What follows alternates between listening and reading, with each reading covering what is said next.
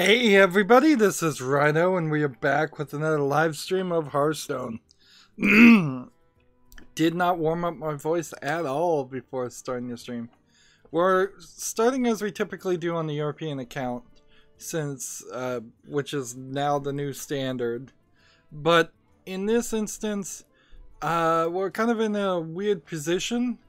Like, Tavern Brawl comes back in 2 days, and I have a challenger friend and this 50 that I can change and should trade for win 7 game modes.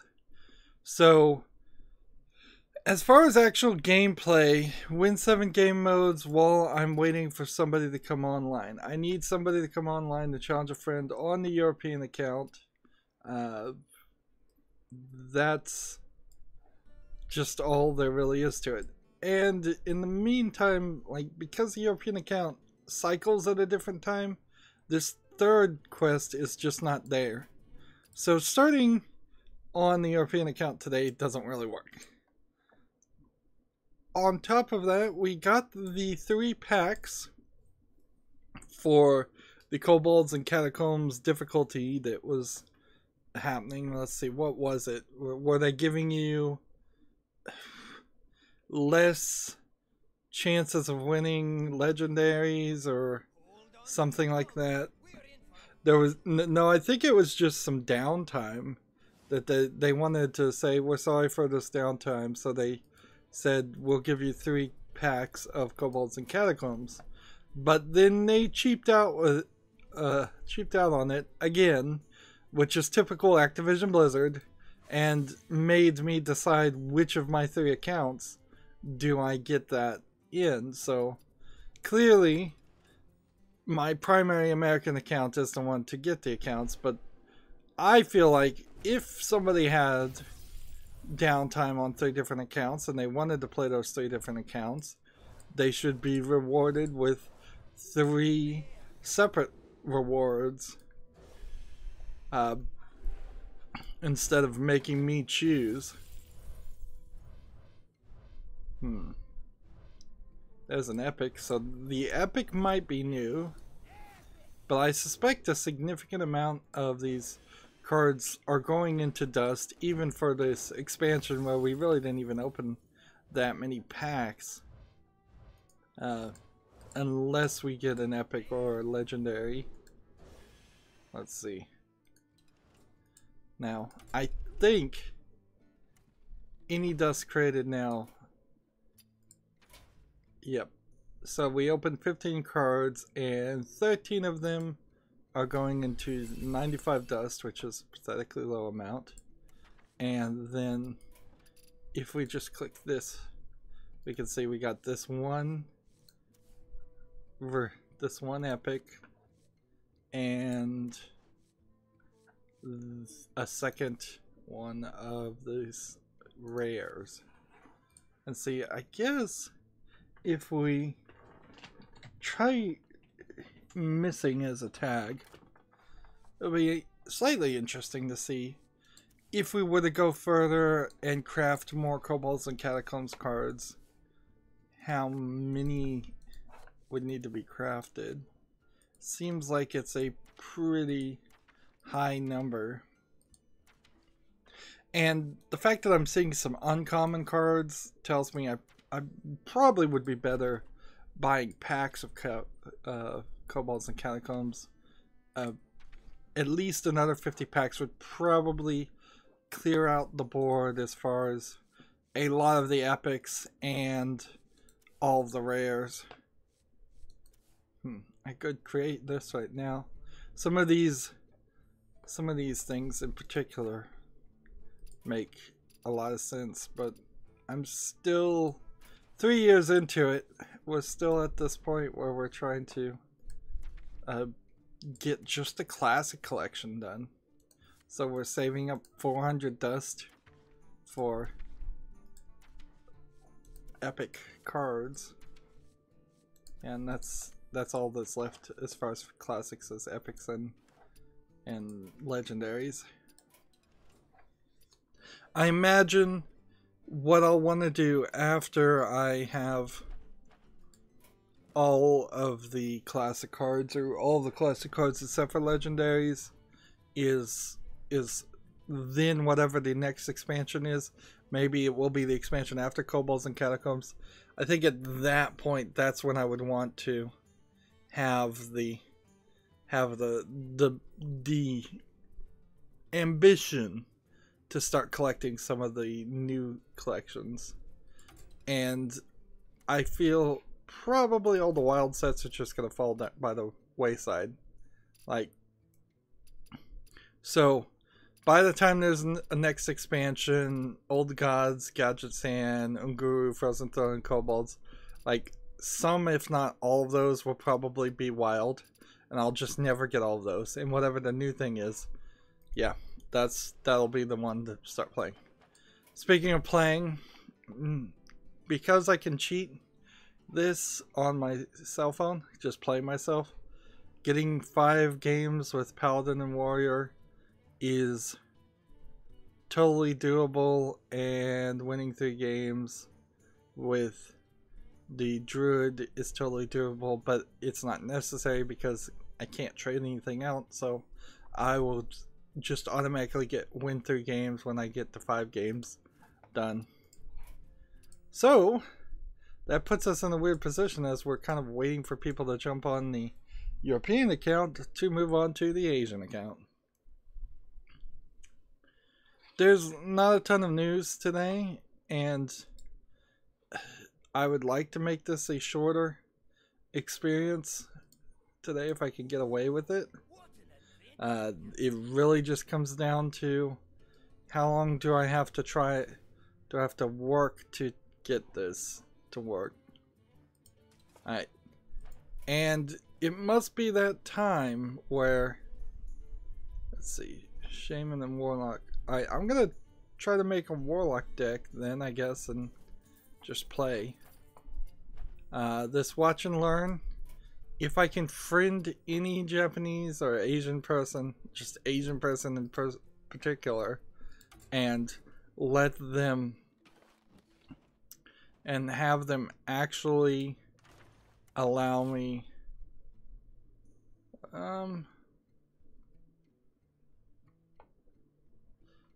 let's just play this Warlock deck and see how this works.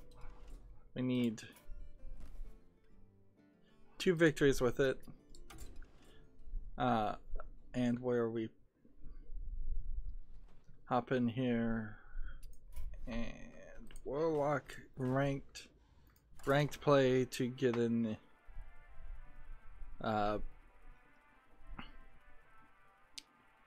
to get up to rank 20, because we're still working on that.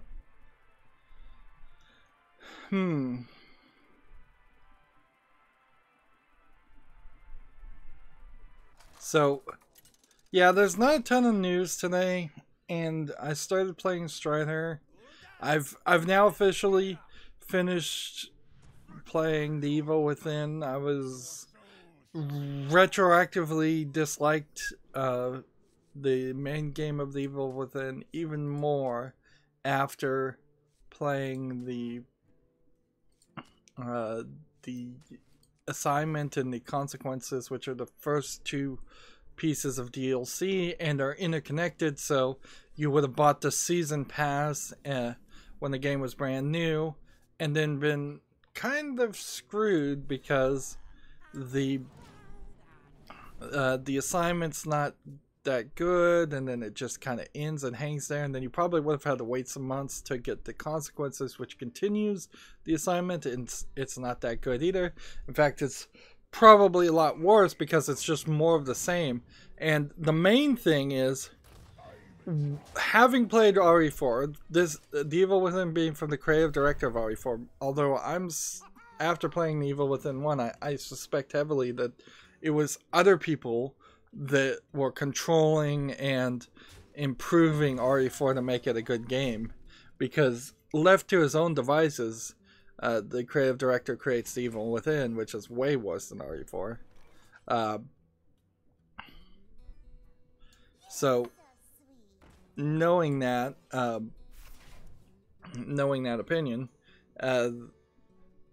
RE4 is a game that maybe is a horror game as you play it in the first time you've ever played the game. Maybe if you can get past all the cheesy ridiculousness. But after that first playthrough, you've got half of your weapons upgraded so powerfully that you're getting one-shot kills, and it becomes a complete and total action game. There is a certain level in which that is true.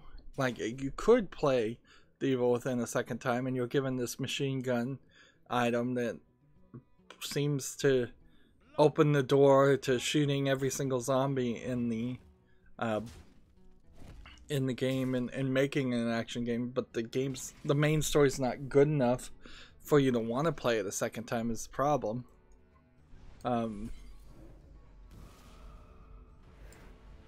And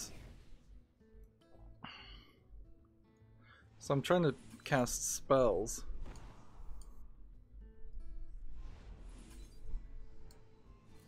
So let's go ahead and cast these spells while we're doing it. On top of that being the big problem, when you get into the DLC of the assignment, there's no shooting at all. Except for in one sequence where you're trapped under a rock and you have an infinite number of bullets and you have to shoot at enemies crawling towards you. And as soon as that sequence is done, you use up all your bullets and you technically have the gun with you for the most part of the rest of the story, but you never have any bullets for it in the assignment. And then there's only this really kind of late game section in the consequence where you get a shotgun and you can use a shotgun, sort of. Like, the problem with the shotgun is that you then have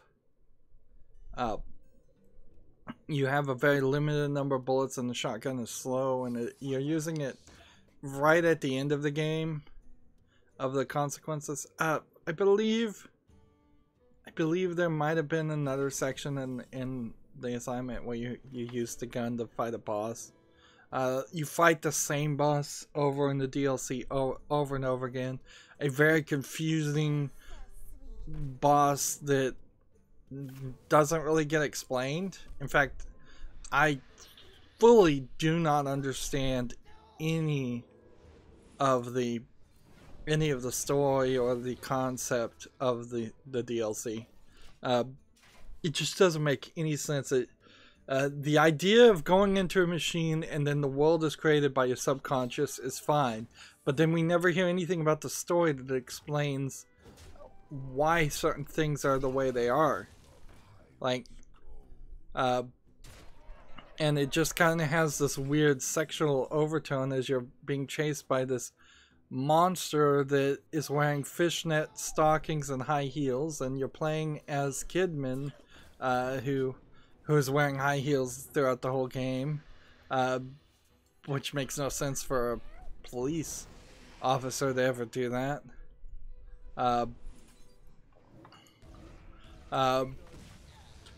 But there's nothing overtly sexual about Kidman.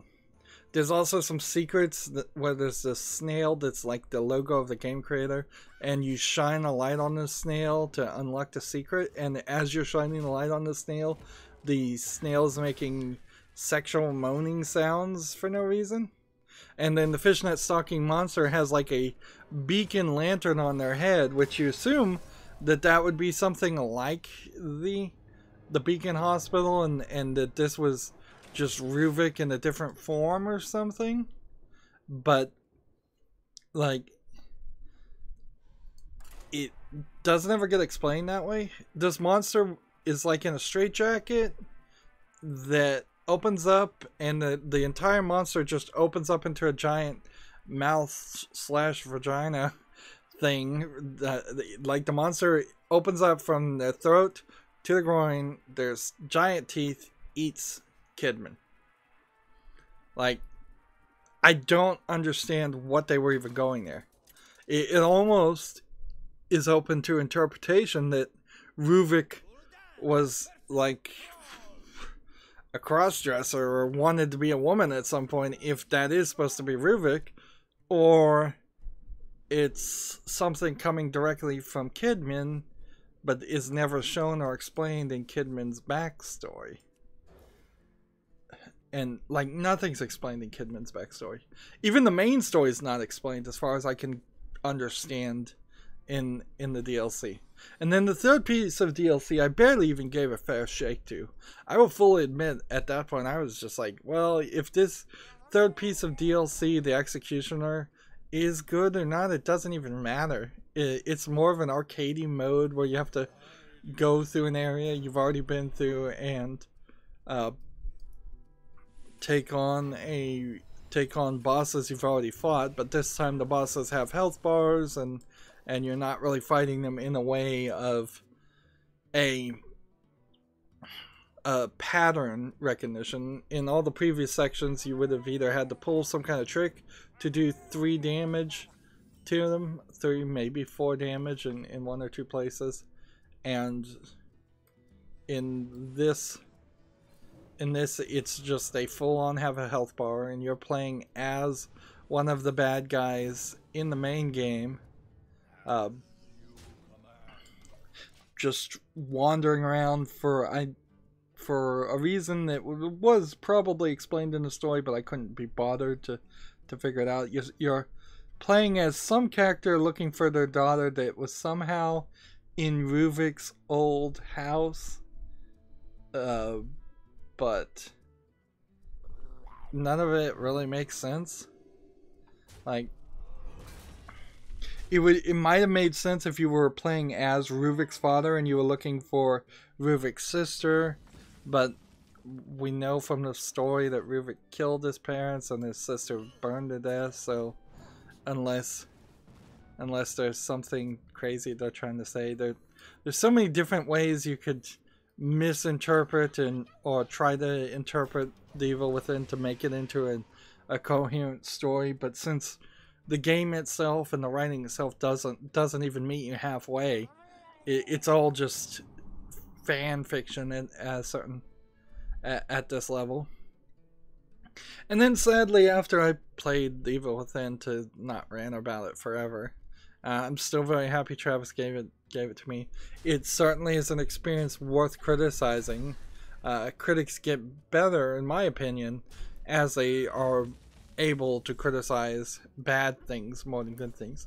If I just walk into like a movie as a movie critic, which I'm not, but if I just walked out of that theater and said, well, that's a perfect movie, there's nothing wrong with it whatsoever, that's not very good criticizing, nor is it informative to the viewer.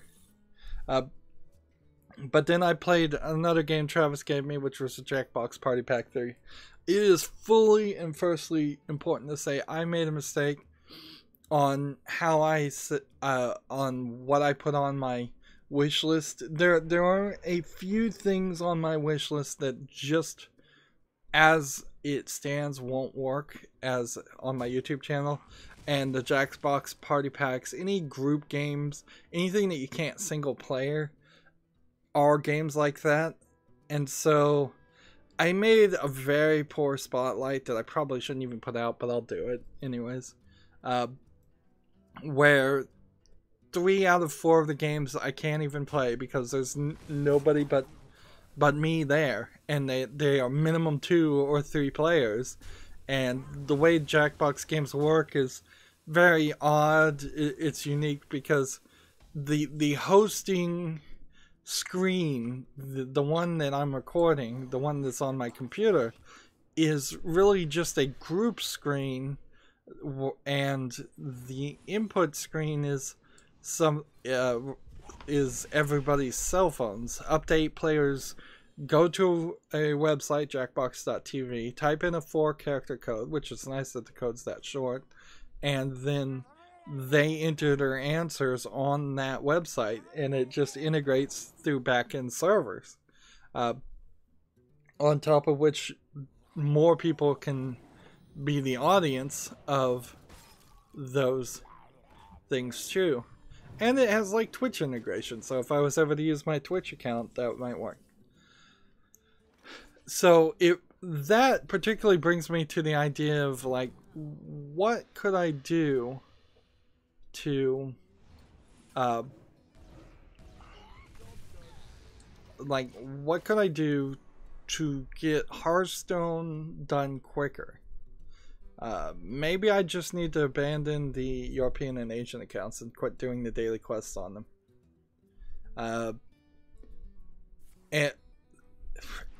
And I suppose this really comes down to just views. If I was to live stream the Jackbox Party Pack and try to get people to jump in and play with me, just fans, in the future that would probably work. Like, just here we are, first 8 people in the place, go. Like, that might work if people are interested in playing those games, but there's some inconsistency certainly there. And there's also some weirdness, like, and mostly it just comes down to getting Hearthstone done, because I certainly don't have the time to play 2 things. Yeah, so yeah, the Jackbox Party Pack 3 only had one game that you could play 1 player, which was really just You Don't Know Jack with a different theme on it. So I played it, showed it off, and that's kind of all I can do with it. That being said, I am thinking of different ways to use that technology, and it was on my wish list for a reason. I did want that game. It's just maybe in a small part I didn't even know what it was.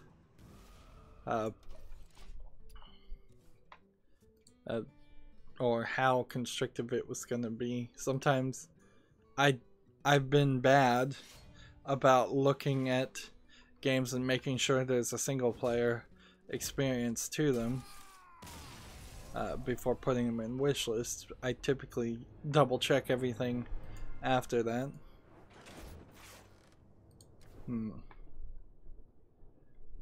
So here's the real issues.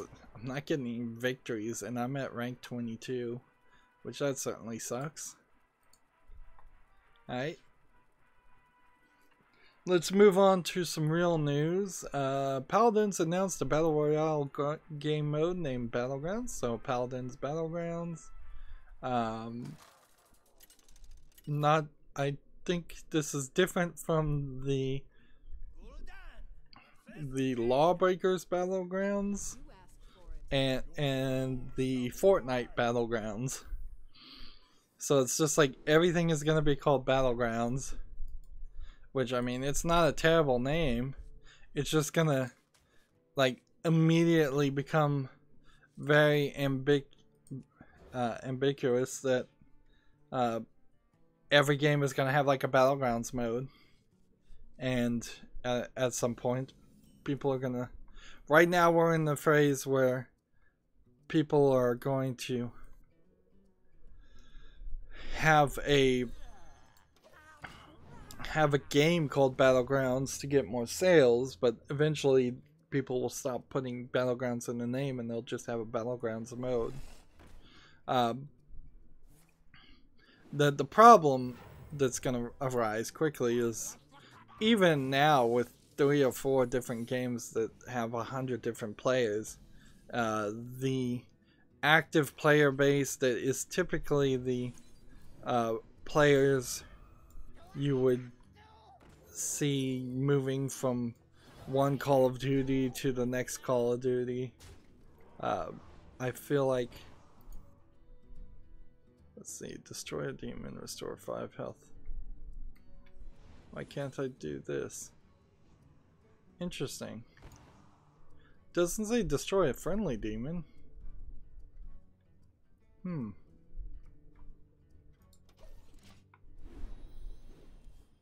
Yeah, I don't understand that.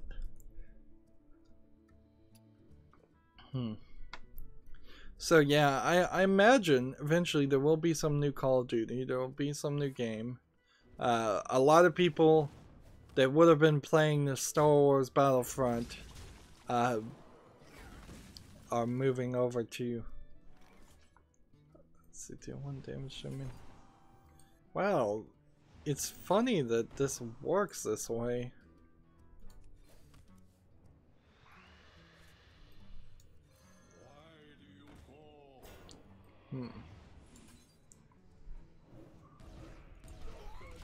Fortnite servers, moving on to the next bit of story, will be unstable for the next week as Epic protects against the meltdown CPU exploit. I guess maybe there's some active. Let me just add this guy as a friend since I need to get a watch and learn. I guess the idea is that there must be some active exploits out there. Otherwise, people wouldn't be so quickly patching things. Let's see. Seriously, is this not a demon?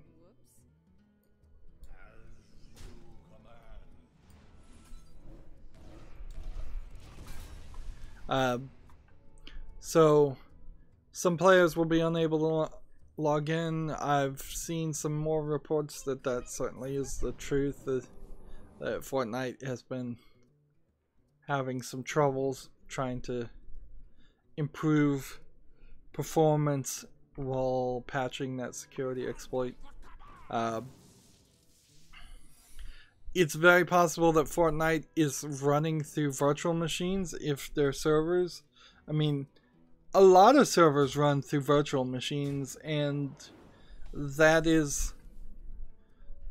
it's probably a really good reason to have dedicated servers and that are running on bare metal instead of virtual machines, which, I mean, that should have been happening for any gaming thing.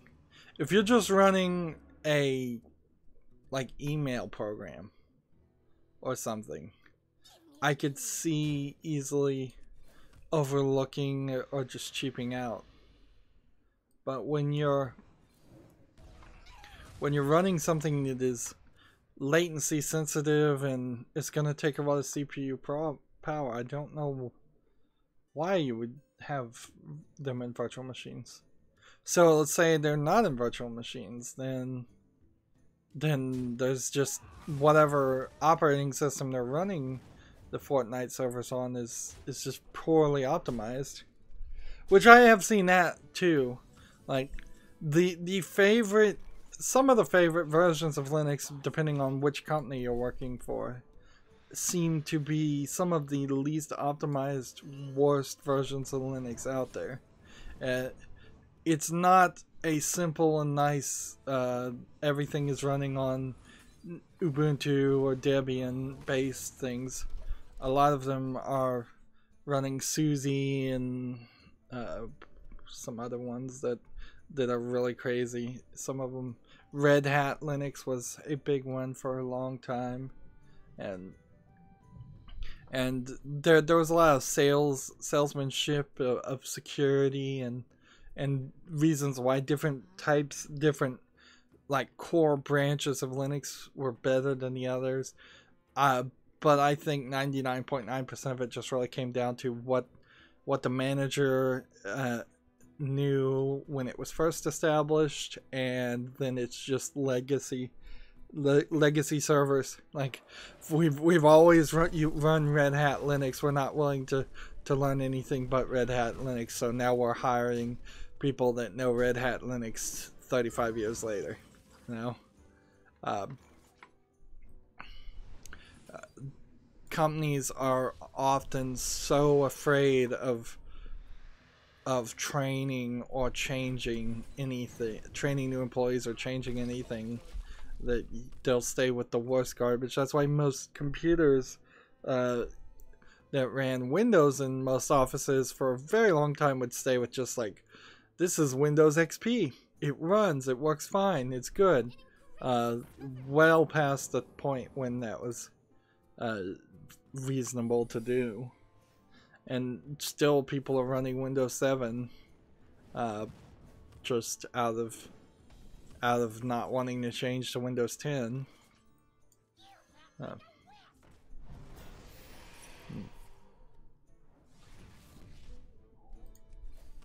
Well, I'm not winning, but I'm playing cards, so we'll just keep doing this. Moving on, Star Citizen crowdfunded another $35 million in 2017. There's way too much money going into Star Citizen. I don't want to be one of those persons that says, think of all the starving children that could have been fed with that $35 million. But just think of all the starving independent video game creators that could have been fed with that. Like, the fact that Star Citizen has a slick sales pitch and an appeal is getting it too much funding, particularly when it is not really delivering. The good news is that this is slightly down from last year, but it's still really, really high. Moving on. Dragon Age's Varric just got a real-life publishing deal for his novel Hard in Hightown. Penguin Random House will be distributing the novel from July.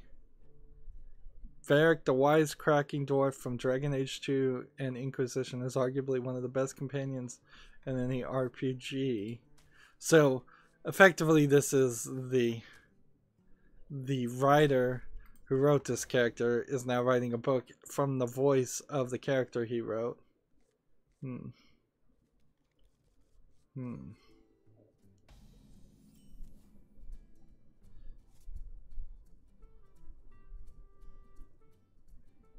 So this really gets down to just a problem with the publishing industry these days, is the quality of book writing. Well, there's really never been any great gatekeeping as far as writing books. Any idiot could write a book and try and sell it. It's just now that the book publishing people are kind of desperate, and they will do everything in their power just to get more books on the shelves. Inherently, the idea is for book publishers is to sell books, oversell books to bookstores that will never be sold. Those bookstores then, in an incredibly wasteful thing, say these books are not selling, and they say, fine, we'll give you a credit for the next book that comes out. They won't ever refund what the bookstores paid, but they'll say, yeah, we'll give you a credit for the next one we sell. The next one will be better. The next one will be better. It's kind of this constant passing the buck scam. It's kind of a reverse pyramid scheme, actually. Come to think of it, it's just lending out credit more and more to ensure that the publishers have high numbers, so they can fraudulently claim their books are popular. Like, inherently, from my crazy point of view, I would say people should either publish their books just online, and maybe I've been thinking about this lately. I think all artists should probably just get stipends from the government. There should just be funds. Like, get corporations out of art completely. I think it would be better. Like, if every video game creator who's an artist, let's just include them as artists because they are, were just given a budget. It's like, here's the money to make the game, And it makes a lot more sense if you're just giving all your citizens like universal basic income, and then they can feed and clothe and take care of themselves without even having to do anything. How much more is necessary to be paid to make a video game goes down by a lot. Let me see if I can rephrase that. Like, if all your basic needs are being met and you don't really need a paycheck to live off of, then you only really need a budget to make a video game, to buy software, buy equipment, and, you know, buy assets, things like that. And so for a book writer, like, all you really need to do is have a typewriter or a computer, and you can write a book. And then I would say those book writers should publish online, and then a copy would go into the digital Library of Congress, and because all books go into the Library of Congress anyways, and society is hopefully improved by that creation of that book. Get rid of the idea of having bookstores that are stocking them things. Now, certainly there are people that would want to read a book in print form. Lots of people. I think that could easily be done through just direct print, direct to mail things. The idea that somebody needs to go to a store and shop for something that they didn't know they wanted is part of a much larger problem of a lack of budgeting and a lack of frugality that has been raised to almost religious levels in the United States. Like, literally, if there were no toy stores, if there were no bookstores, then you'd be fine. Like, if you knew you wanted to read a book, or if you knew you wanted a toy, you could order it directly from Amazon. But the ability to go somewhere and have put in some investment of your time by being in that store already puts you in a mindset to shop. And stores do everything in their power to put you into that mindset of shopping, of spending money that you had no intention of it. Car sales, like car lots, are totally like that. It's like they're completely designed to make you come in and look at cars that you weren't thinking about buying.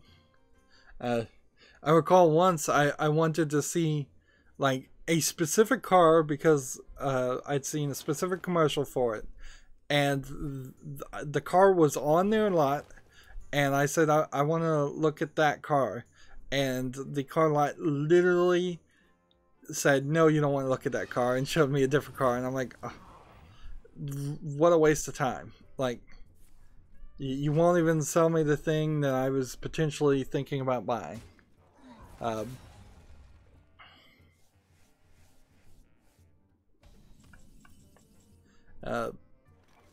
So yeah, just impulse purchasing in general needs to go away, and that's a far way away from where I started this conversation, because I was talking about how publishing is a scam and books are a scam. You see it way worse in comic books too. It's highly expensive comic books that are garbage in quality when you look at some of the recent Marvel and DC comic books. Just vast majority of it's garbage. Nobody would want to keep it. Nobody would want it on their bookshelf. And yet it gets printed, and yet it sits around. And so many people have like this nostalgic, childish desire to run a comic book store that almost every city has a handful of people that are willing to start a comic book store, try and run it, and then inevitably will just fail and go bankrupt. Like, which is true for most businesses. Like there's no sound business model out there, because there's way too many scammers out there, way too many schemes out there. Like, let's see, I need to play 40 more spells, and then, but I need to get like a victory too. I also need to just every time I play send friend requests until somebody. This has been a very consistent problem with the Asian account. Like, Asian people must just not want to friend random people as much as European and America's people do, which, okay, that seems about right. And particularly if I'm thinking like Japanese people, they probably would not friend you. Chinese people, maybe not, because my name is not written in Chinese characters. Yeah, I'm probably getting a lot of people that are rejecting me as a friend request simply because my name is typed in English for the most part. But it's a real big problem. I have a lot of people here that, well, a lot of them I guess just are online at a different time too. Tactic Torn is the only one that friended me that I recognize that in D-Long. Like, some of these people that really are my fans and know what I'm doing won't come on the Asian account, because it would be kind of crazy for them to ever come on the Asian accounts. They made a secondary Asian account just to try and help me, and then that didn't work out probably too well for anybody. It's not worth the effort. Let's play this, and this, and then the turn. Next door, Ubisoft is fixing the Jaeger's game-breaking shield glitch. Jaeger in Rainbow Six Siege. Wow, you don't even put the name of the game in the title, piece of gamer. Bad writing. Or maybe Rainbow Six Siege is just such a uninteresting title to use. I don't know exactly what the game breaking glitch. Alright, see, the glitch makes it nearly impossible to kill. It makes him nearly impossible to kill. And they're rushing, Ubisoft is rushing to fix it.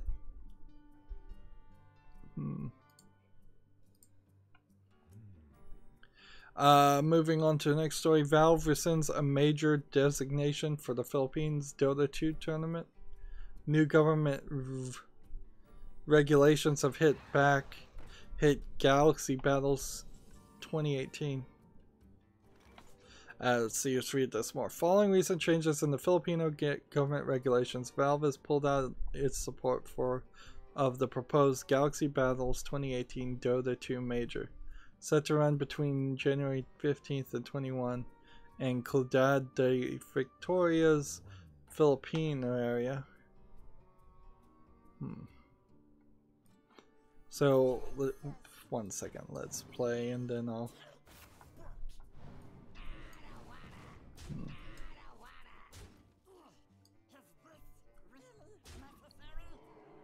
Let's go ahead and play this too. Valve has rescinded its major designation, but it's now working to run a similar tournament with invited and qualifying teams. Based on information we've recently confirmed regarding new government regulations for esports players entering the Philippines, we've decided to rescind the tournament's major designation, including the pro circuit qualifying points for it. This is based on what we feel are unreasonable infringements on the privacy of the players as a condition to enter the country. The tournament itself may still proceed, but without any involvement of Valve or the Dota Pro Circuit. Valve underscores its decision does not reflect how it feels about the Philippines itself, and apologize to anyone who planned on attending. So there's some kind of thing that Valve is not happy with, that the Filipino government is asking for some bit of information that they seem to feel like it's too crazy. According to information listed by the Republic of Philippine Games, see, a number of Reddit users have turned to speculate the Valve's a number of Reddit users in turn speculate that Valve's decision to pull support reflects the country's ongoing drug problems. I mean, that probably is a decent speculation with the Philippines, because that is what is going on in the Philippines, is that they are quote unquote having ongoing drug problems, but really what I would more classify it as they are effectively cleansing themselves and arresting / murdering. The president of the Philippines himself boasts that he actively murdered somebody who was on drugs. So I wouldn't say it's particularly ethnic cleansing, it's poverty cleansing. Anybody who may have become a drug addict is probably a poor person. Therefore, the president is telling his citizens to go out there and literally just murder them. Like, no due process, nothing like that. These are recorded things he has said. The man is frankly a lunatic. Or, you know, maybe he's not crazy, but he's certainly not good. And I could see if they were doing some kind of crazy drug testing. I would not go to the Philippines if I was invited. I would not recommend anybody else go to the Philippines.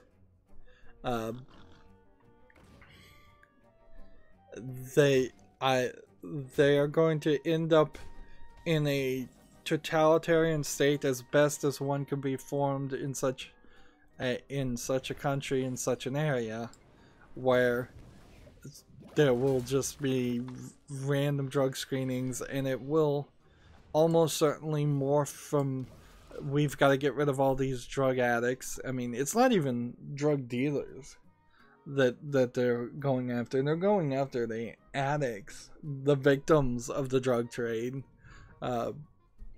Whether they were willing victims at the beginning or not doesn't really matter. Eventually, anybody who's addicted to any drug becomes a victim, and should be on at least some levels pitied.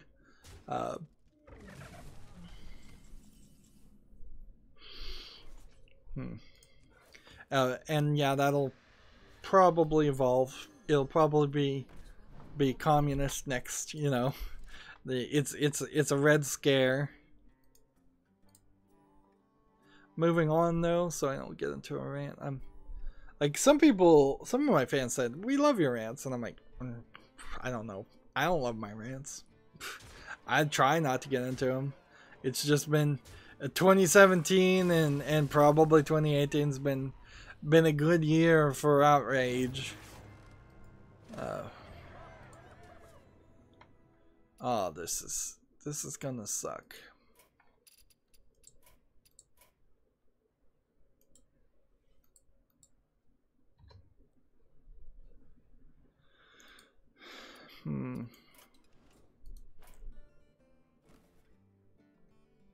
Well, I can't trade, and I'm not making any victories with this. So, let's see if maybe we have a Shaman deck. Custom Shaman 2 Murloc. Let's try that.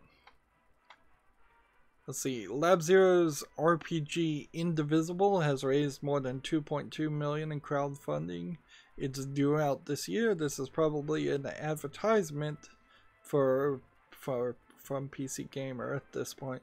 2.2 million in crowdfunding to make an RPG, compared to the 32 million spent on Star Citizen this year alone. Lab Zero, this is the folks behind Skullgirls. It'd be slightly interesting to see a different thing. Oh yeah, I remember this game. I think Giant Bomb did a unfinished on it. Like 4-character RPG. Each character I think is controlled by a button. And each character seems to have a slightly different style of attack. And when you're not RPG fighting, turn-based fighting, you have like an axe to climb. Yeah, alright. This is probably an advertisement, but Indivisible is still a game that has caught my eye in the past, and I'm still looking for it. So maybe there'll be a Steam website, like a Steam link to it. There's a game called The Messenger, which is a Ninja Gaiden inspired platformer with a 16-bit twist. Oh, are we going to 16-bit games now? No longer are we going to call everything 8-bit.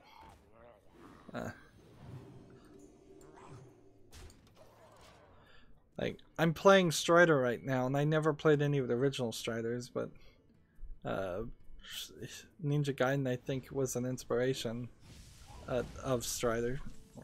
Like, Strider, I think, came first, and then Ninja Gaiden came out.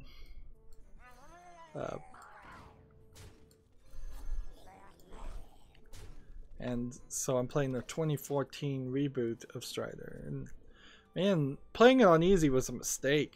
I've only played it for 30 minutes, and I'm already thinking to myself, yeah, I should have played on normal. Usually I don't have that experience.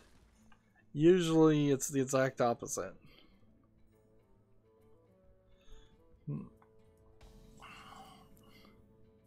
So I just watched a trailer, and yeah, The Messenger looks alright.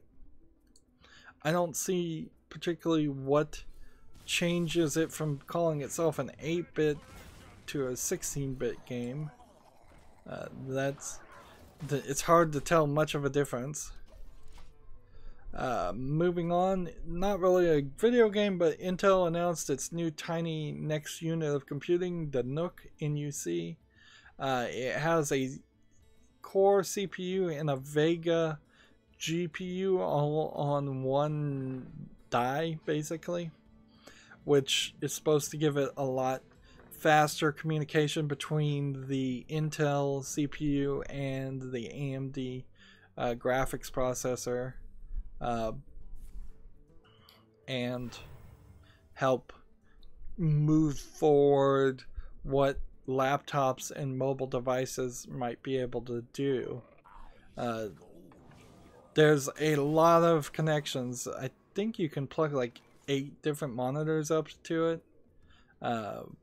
There's all kinds of plugs in the back, 2 Ethernet plugs, 4 blue USB 3.0 things, and 1 yellow super speed thing that I don't even know what that is. Like what the yellow super speed USB would mean. There's an audio port on the front and back. It's a rather nice looking box. HDMI. I think there might be some Thunderbolt connectors, which I don't know about that really, but there's a memory card reader on it, SD memory card reader. It takes a lot of power, and it has a cooler on it. And let's see, the video core, the high-end unit, there's 2 units being made, is a Core i7 8809G quad-core processor running at 2.1 GHz to 4.2 GHz. alongside an AMD Radeon RX Vega MGH running from 1063 megahertz to 1190 90 megahertz. And it all looks nice, it all looks sleek, it's very compact. But unfortunately, the cheaper model is $500 and the most expensive model is $1,000. And it's just way overpriced. It's not out yet, so I suppose there's room for improvement on the price. But it really is going to have to get down to the 500 price point pretty quickly to even start to compete. Like, I kind of wish somebody would go the other direction. Instead of making things smaller and sleeker, how about you make a PC that is super powerful, but it's twice as big as a full ATX case? Like, I would be willing to take that trade. Like, if space is the only factor, which it isn't, but I would certainly think of that and go, yeah, that would be a better deal for me. I don't need my PCs to be smaller. I need them to be quieter since I'm recording, which is a YouTuber problem more than anybody else's. And I need them to be relatively cheap, and I need them to be full of a lot of storage space. So larger hard drives have a tendency to be the cheaper ones. Yeah, it's a shame. The Nook looks good. By the way, it is also worth pointing out that the $1,000 price and a $500 price does not include any memory. So you're going to either have to plug up a USB hard drive or put in an M2 SSD drive. There's 2 M2 slots in it inside for hard drives. It also doesn't include any memory in the form of RAM. So you're going to have to put some SODIMM style DDR. Let's see. Both models support 32 gigabytes of dual channel DDR4 2400 SODIMM memory. So you're not even getting out for $1,000. You're really going to be paying a lot more. Finally got a victory. Let's see if we can add this guy as our friend while we're playing. 500 at the most, and I would only have said that the Nook could go up to 500 because the Xbox One X and other similar consoles have gotten up to $500. In all realisticness, I want to see a small next unit of computing that kind of looks like a console thing to come down to that 300 250 console price point. Not probably too much to say about this, but it seems the Switch has been cracked wide open, and the Retro Players emulator people are making progress now on running NES games and Super NES games through emulators on the Nintendo Switch. Now, as a piece of hardware, the Switch is fine, I suppose. It just kind of runs into a weird point where you're going to have to use either the Switch Joy-Cons, which I wouldn't want to use, or you're going to have to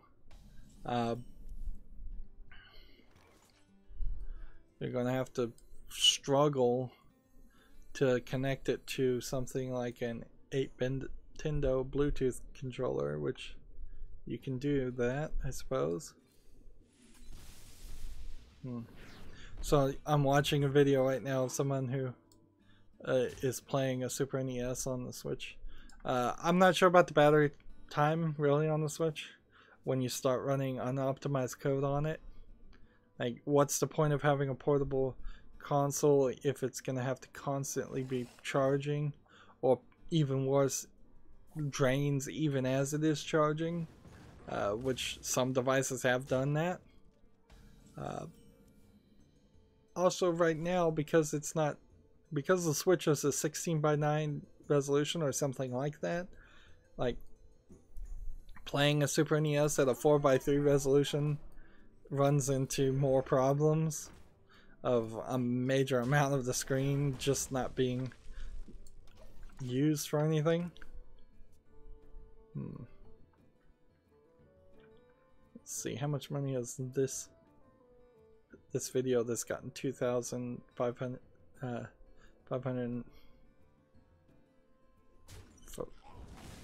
590. Probably none.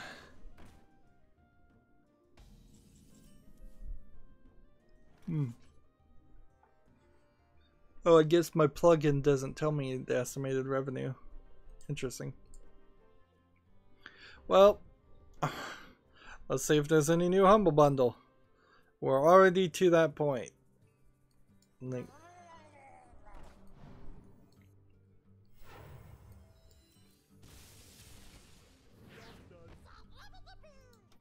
So, yeah, there's no new Humble Bundle. Staff picks are still here. Let's see. Maybe I should reload this page because that seems odd. No, the average is still $5.96 to unlock Origami, Beholder, and Bioshock Infinite. Which I would have thought the average would have been a lot higher by now. Because typically that's how it goes, is that there is an increase on the average price. Let's go back to Twitch, Twitter. Yeah. Here's a new article. I started a little early today, too. I know. Oh yes, there was this fan-made Overwatch map that it looks like they're going to license or purchase from the person or hire the person in some way. Like, ideally, like, if somebody made a level map and they should license it, regardless of whether or not, well, if you're making an entire level, that's such a transformative work. I think licensing back something that was a fan project based on your previous work still is a valid way of doing things. We'll see what really happens, or very possibly we'll never see. Like, they'll probably lowball the offer. Let's see. The only thing that really was said is somebody says we'll be in touch soon on their Twitter, which could have just been a joke, in all honesty.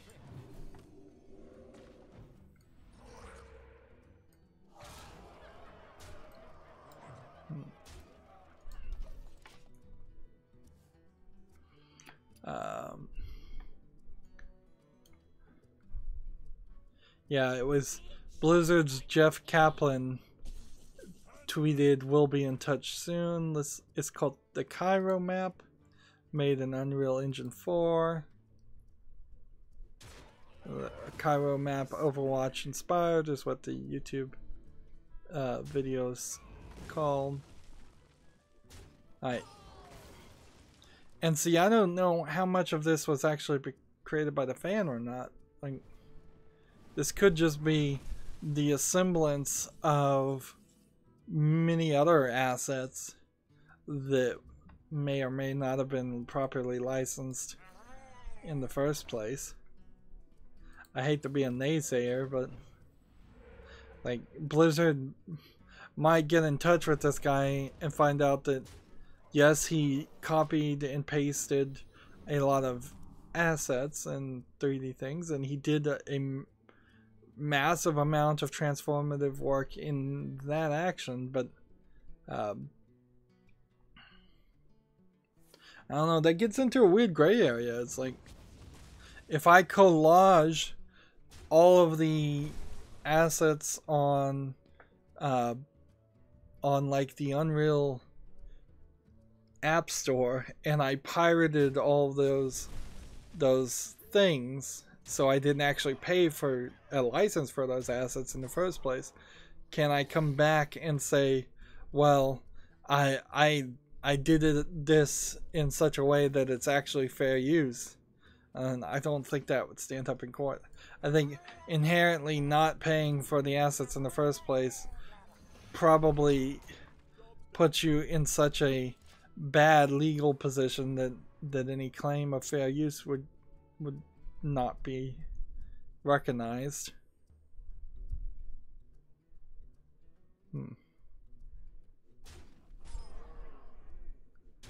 Yeah, this is a rather nice area. It's kind of weird they have such nice looking maps for a game like Overwatch, where like you're going to be running around and not seeing those things for almost all of the time. There's also this kind of weird just thing, like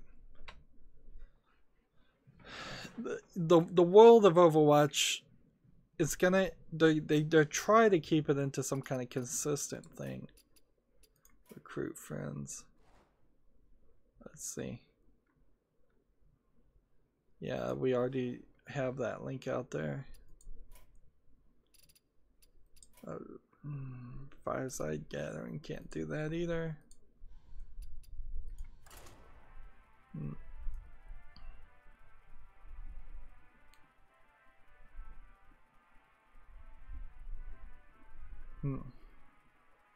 Let's see, it was created by a fine arts students and 3D artist Joshua Llorente.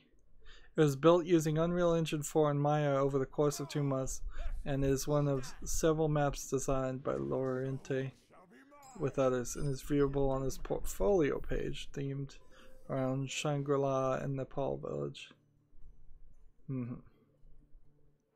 So if he's doing these as a art student, I would imagine he's probably not using too many pre-bought assets, just to avoid getting failed in his classes for plagiarism, basically.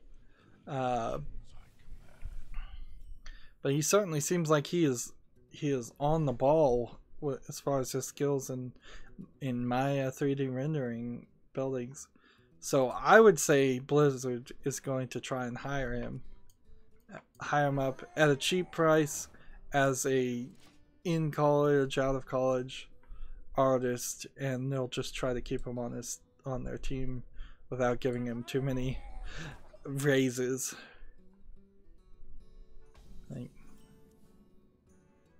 Which isn't inherently nefarious. Sniper Elite developer apparently has rescued the troubled Oliver Twins studio. Rebellion, the British studio behind Sniper Elite, Battlezone, and Strange Brigade, has swooped in to save a fellow UK outfit called Radiant Worlds. All 70 Radiant Worlds employees have been saved, including the studio's founders and industry veterans Philip and Andrew Oliver, of Dizzy fame. Oh, Dizzy, wow. Talk about a really, really old game. Dizzy is like a egg character, and you can kind of tell how old the game is just from the fact that you're playing as an egg.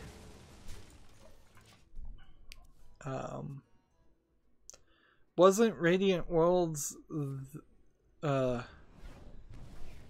when wasn't it a subsidiary of some other company that they were saying they were shutting down? Let's see. Radiant Worlds' future was plunged in uncertainty when its long in development Minecraft-like game Sky Saga Infinite Isles was cancelled.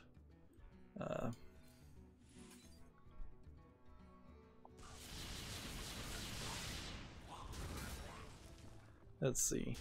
Korean publisher Smilegate pulled the plug on Sky Saga after 4 years of development. Oliver Twins said it came as a total shock. Our last visit, our LAN visited the studio all the way back. I don't even know what that means, our LAN, unless that's our Ian, which...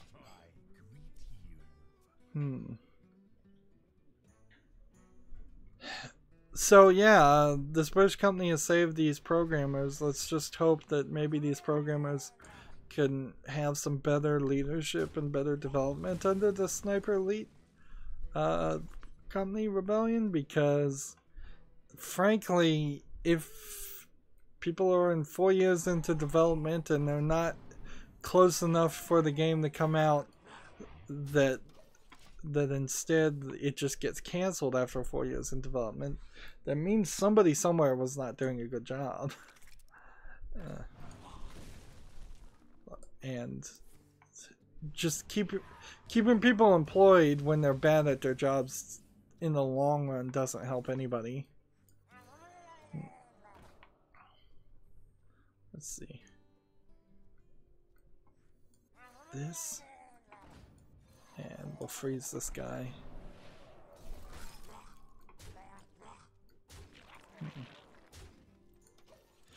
Let's see. There's a twin stick shooter called Beacon, where the title is Science is Messy and Cloning's Unlimited in this twin stick shooter. And the first image I see of them, everybody is in a yellow, black, white, and with maybe a little bit of red outfits. And let's watch this video and see it. Oh, I also wanted to point out that the classic hacking simulator called Uplink apparently has updated their visuals, and now it is much more, it's slightly more playable now. It's not just all typing. There's some more drag and drop, there's some more icons,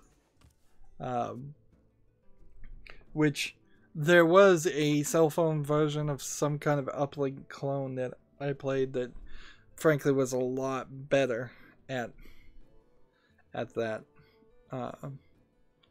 Just having some drag and drop functions and more mouse support. So I'm looking at Beacon, and there's the trailer. Somebody's walking out of a cloning bay, which, okay, that's just a respawn point like any other game, but it seems like the cloning goes crazy and sometimes changes people into monsters or something else. And then they're fighting like polygon-ish robots.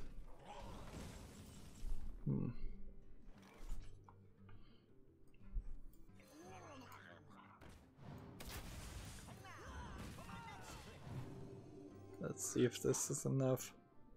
Part of the thing with this trailer, of course, is going to come down to the fact that it's a top-down two analog stick twin joystick shooter, and that means it's going to be kind of fast and frantic, and you're going to be far away from the characters, and you don't need that much graphics. Now that I'm starting to see the gameplay, yeah, there's some explanation on the graphics not being that good.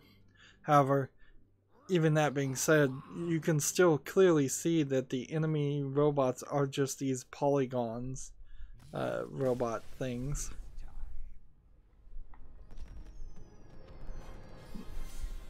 Or here's some kind of rat-like creatures that you also fight. Wow, only one more victory needed.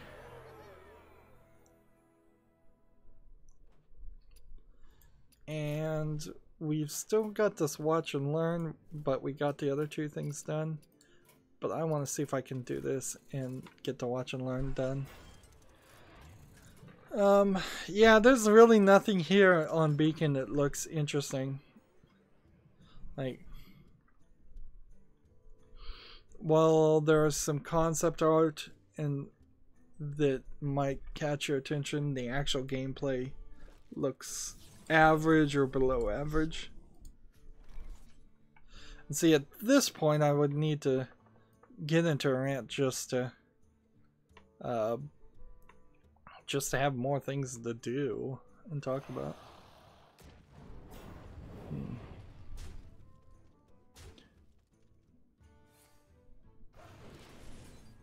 See, Plague Inc. just put out a 12-month report card of 2017 to 2018. But we could look at that. There's a mod for Skyrim called Lordbound that's a huge expansion size mod according to PC Gamer. And that's kind of all I have to say. Let's read this. Like, what will the report card really say? It's mutation 815, the mad cow disease mutation, the board game. Yeah, let's see. What are their plans for 2018? A third production run of the board game. We're working on Plague Inc. and have already got the next major update in progress with all new content. With more all new content. Endemic is hiring. Mega top secret other stuff. Sorry, we can't reveal more of it right now. As much as I love Plague Inc., I would be fine with them being deep into development of a new game. It doesn't have to be in any way similar to their current game, and probably is better if it isn't.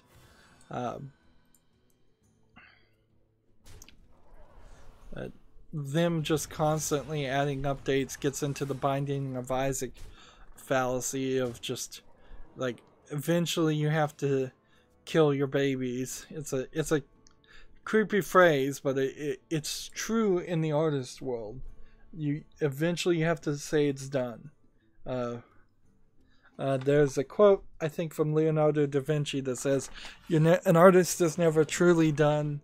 They are simply forced to stop working on it," or something along that lines.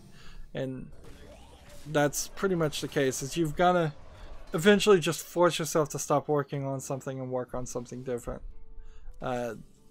If you ever get back to a Plague Inc. 2, it would be a better game than just constantly adding to Plague Inc. 1.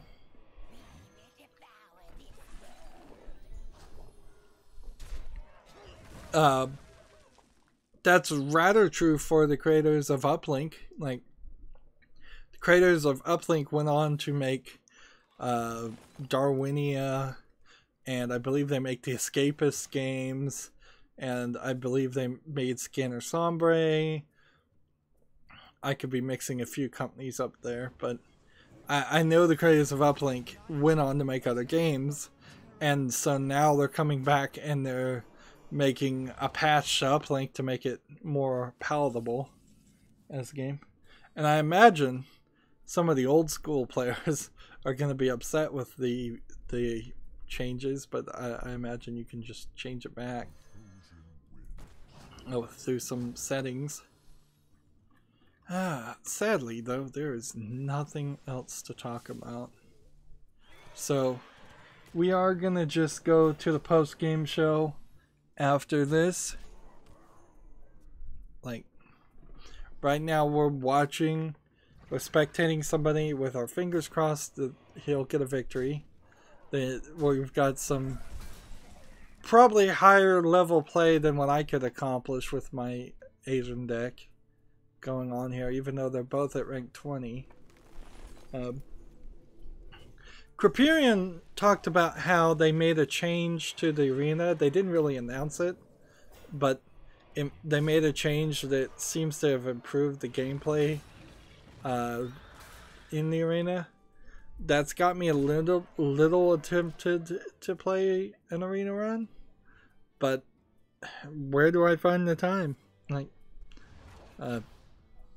particularly in this instance, nobody's on the chat. We haven't even hit 4 o'clock when I normally would have streamed, so maybe I just failed here. Maybe I should have not streamed until 4 o'clock, and maybe I should have instead just recorded some pre-recorded content, which ideally that's what I want to do. Is I want to do some pre-recorded content either before or after streaming Hearthstone every Monday, Wednesday, Friday. I don't get a lot of that done. Some days I don't get any of it done. It depends on how many hours are spent doing the offline gameplay stuff.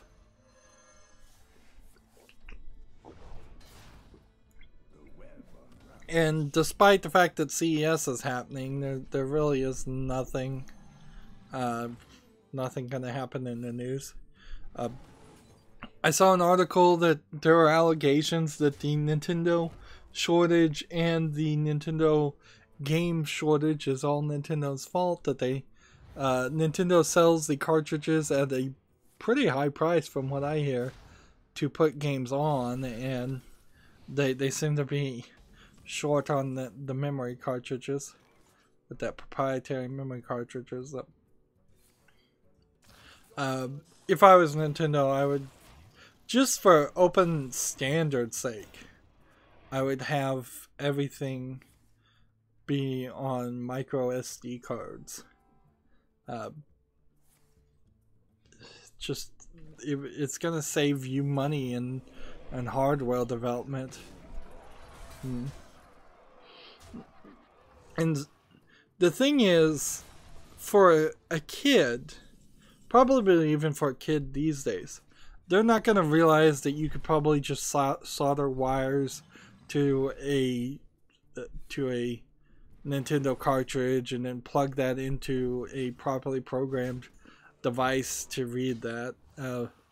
So like any crazy thing you try to do, a kid would probably not realize the difference. So it's just as effective to format a micro SD card in some encrypted volume format and make the people that were trying to crack that game and steal the ROM off of it decrypt it, as it is to put it in a proprietary hardware format.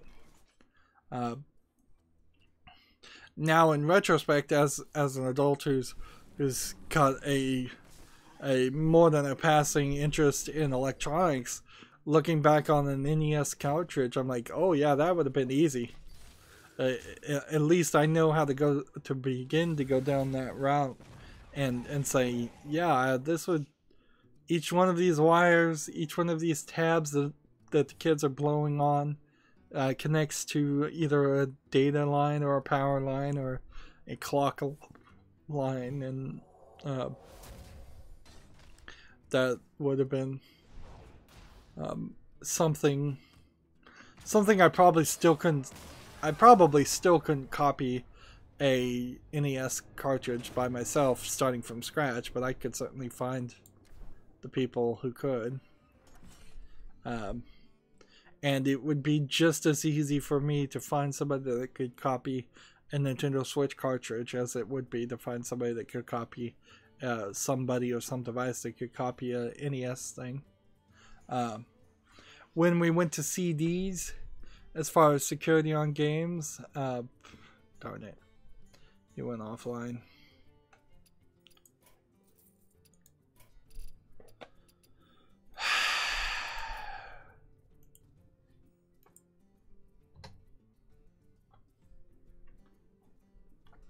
Well, I guess I don't have to get this watch and learn really done, do I? So let's switch over to the European account. So yeah, it would be a lot nicer if the Switch, and I think we might very well see a Switch 1.2 or 1.5 come out where it does have just 2, 3, maybe even 4 micro SD card readers. Suppose I need to get 7 victories or challenge a friend. Let's see. Oh man. So we're in a weird position, aren't we? Well, this is going to be interesting. I need to do a challenge a friend, and then on the Americas account, that's just going to be play myself stuff, and nobody's on the chat. And so this is going to be the end of the talking part. But also, we're going to do a lot of like European watching of people. I'm just going to watch them. In fact, I'll probably message them and see if I'll probably see if I can get somebody to challenge me. Like this, just 5 games, Paladin and Warrior. It's gonna take some time, but not that long. So maybe this won't be too long of a stream anyways. Oh yeah. It's just been a weird combination of errors today. Watch and learn I can't get done. A challenge a friend I can't get done, and then the usual combination of bad daily challenges.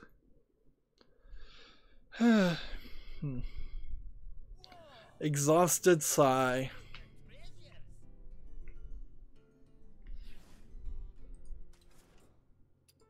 Three people online. Alright, well, then that's going to be it for this recording. As always, I ask you to like, share, subscribe, comment, and watch every second of my videos. If you want to friend or follow me on basically any social media sites, there's a whole bunch of links down below. Thank you for watching. Have a good evening.